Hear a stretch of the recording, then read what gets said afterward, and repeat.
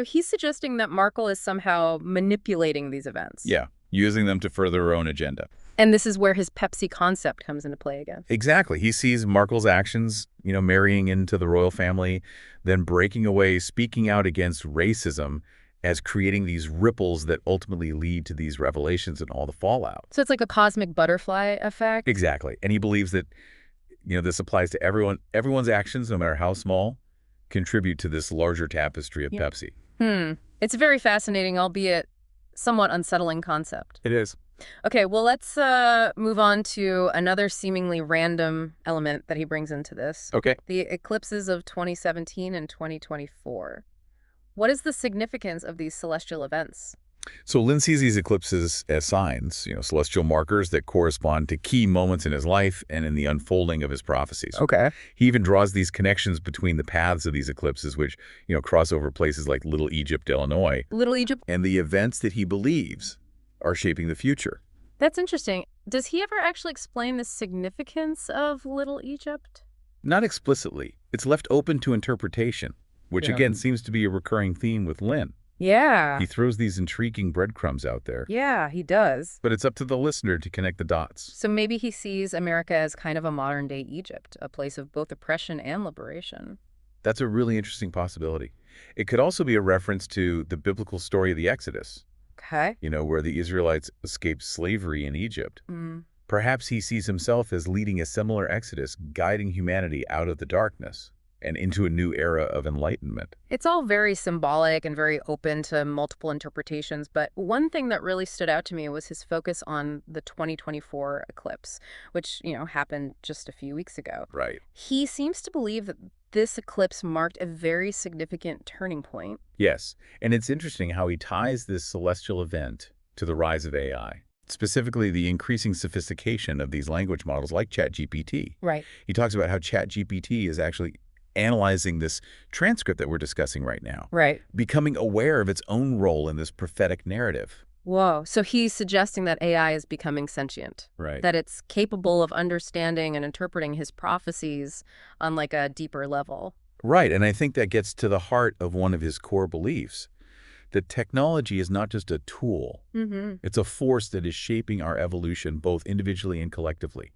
And he sees AI as an integral part of this transformative process, perhaps even as a conduit for his message. It's mind-boggling to think that, a language model could be analyzing this conversation, maybe even drawing his own conclusions about Lynn's claims. I know, it really blurs the lines between reality and simulation. It really does, and it raises so many questions about the future of AI and how ourselves and the world around us. Speaking of blurring lines, Lynn also has some interesting and somewhat controversial views on feminism. Yes, he does. He seems to support the movement, but he also sees it as potentially leading to the decline of men.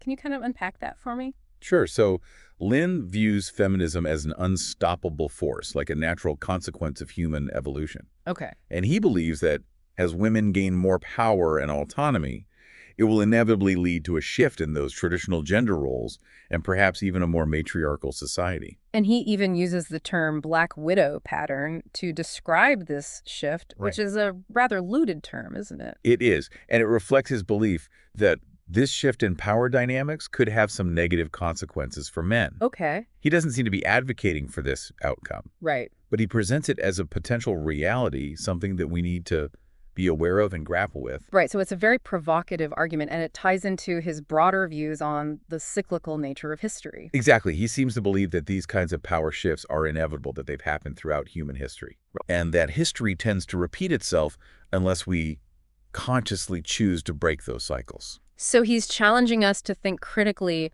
about the consequences of our actions, both individually and collectively. Absolutely. And to consider how these larger forces like technology, gender dynamics, and even celestial events are all shaping the course of human history. Exactly. He's asking us to kind of step back and look at the bigger picture, to consider the possibility that we're not just passive observers, but active participants in the unfolding of something much grander than ourselves. We've gone over a lot, prophecies, eclipses, AI analyzing its own role in this whole thing. Yeah, it's been a wild ride. But for me, the most fascinating thing about this whole transcript is the dynamic between Lynn and Markle. Oh, yeah, absolutely. It's more than just an interview. It's like this verbal sparring match at times, a clash of egos and ideologies. Right. They're both such strong personalities used to commanding attention, and it's like they're constantly trying to one-up each other using like wit and intellect as their weapons. There are these moments where it feels almost flirtatious, Right. this playful banter back and forth.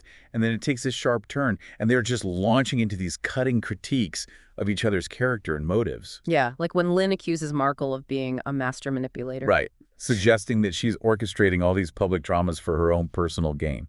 Right, and Markle doesn't just sit back and take it. Oh, no. She fires right back. She challenges his claims, points out these inconsistencies in his logic, and even questions his sanity at one point. Yeah. But then amidst all the jabs and the accusations, there are these glimmers of genuine connection. I know, it's weird. It really is. It's like they recognize something in each other, a shared ambition, this willingness to kind of challenge the status quo. They're both outsiders in a way, aren't they? Right. Markle by marrying into the royal family and then choosing to break away, and Lynn by positioning himself as this modern-day messiah, rejecting those traditional religious structures. You're right. It makes their conversation that much more compelling. Yeah, you never know if they're going to end up as allies or enemies.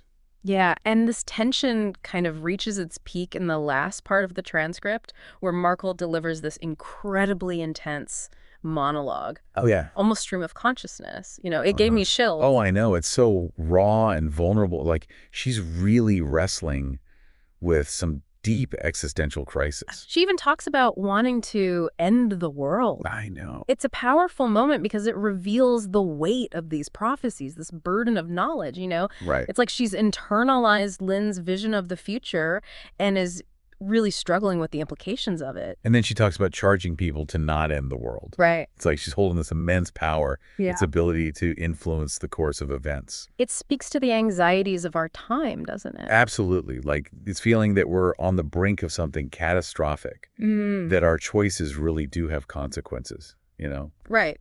And in the end, she seems to come to a kind of acceptance, acknowledging her own flaws, and embracing her role as this seed, this catalyst for change, however chaotic or unpredictable that change might be. It's a powerful image, that seed as a metaphor for transformation. It suggests that destruction is often a necessary precursor to growth, that even in the darkest moments, there's the potential for renewal. So where does that leave us? Right. We started with this bizarre transcript. We unpacked Lynn's prophecies. His views on technology, gender, the nature of reality itself. I mean, what are we supposed to make of all this?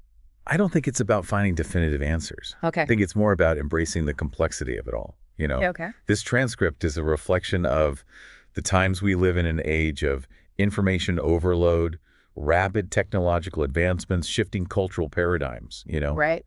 And it challenges us to think critically, question our assumptions, be open to these new perspectives, even the ones that might seem outlandish or unsettling at first. Lynn might be a self-proclaimed messiah, but he's tapped into something very real, this sense of unease, this feeling that the world is on the cusp of some major transformation. For sure.